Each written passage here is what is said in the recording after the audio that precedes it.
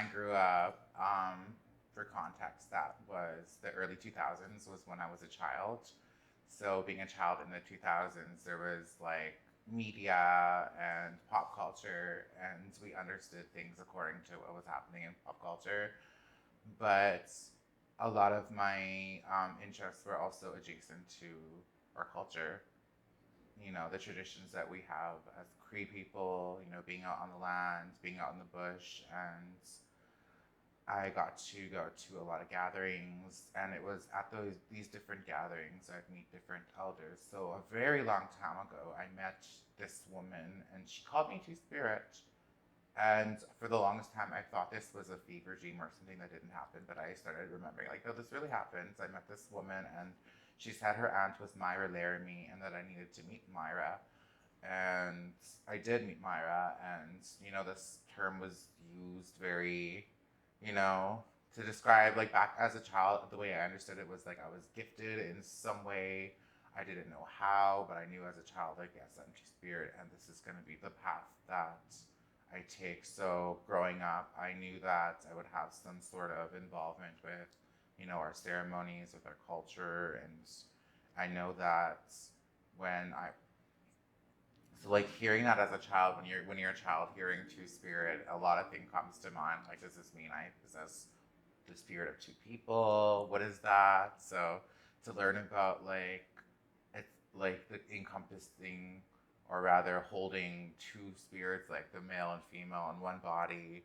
I thought, like, hey, well, okay, but what does this look like? And then the more I asked that, and the more I lived out my life, the more I found out. So there was that part of it, hearing Two Spirits through that way, but then there was also the part of me that existed that wanted to be feminine. And what I had noticed growing up, being raised as a boy, and then, you know, having completely different, like, internal way of seeing myself, feeling, thinking, it totally conflicted with how I really, like, what I felt like I truly was, and that was like a feminine being. But growing up in Cree society, they wanted me to have all these Cree men teachings, and there was all these coming of age ceremonies, and I wasn't invited to any of them because of my love for femininity and being feminine. So I didn't get to learn a lot of those teachings, and it seemed like I would never have any like proximity to our Cree culture. But it wasn't until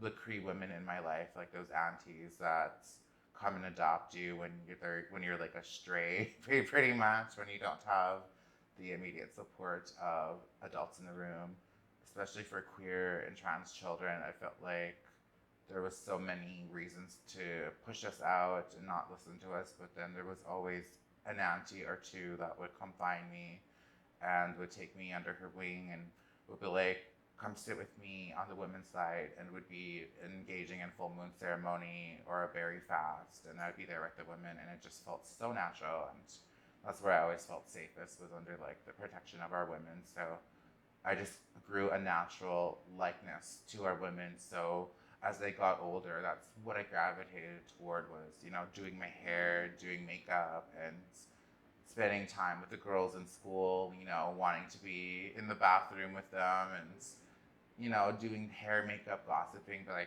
couldn't do that stuff because it wasn't socially acceptable. But my high school years, I ended up transitioning and, you know, accepting myself as Brielle, as the woman that I am.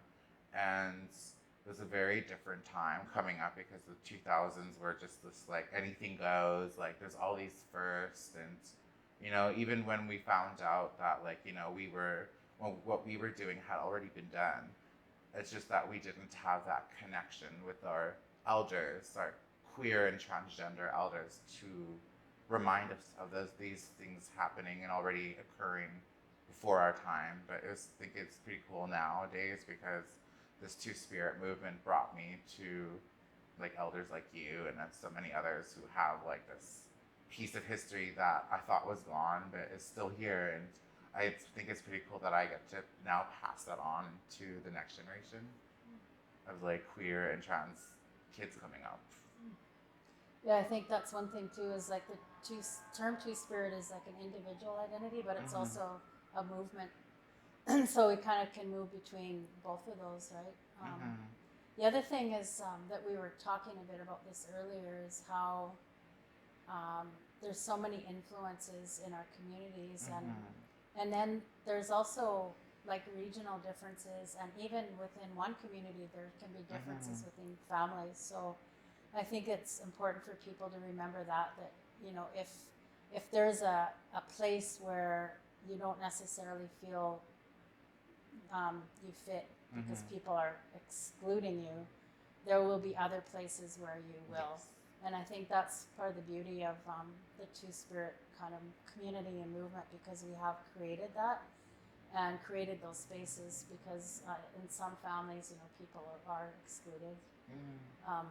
And like when I grew up in my family, we didn't have ceremony that was just for men and just for women, and we didn't divide things that way. So that's a community difference maybe between your community, or maybe it's a generational difference. I'm not sure, but so but we had other things that we had to worry about and think about, right? So so hopefully for the next generation coming up, that there will be some changes that are kind of more life-giving than causing stress and pain.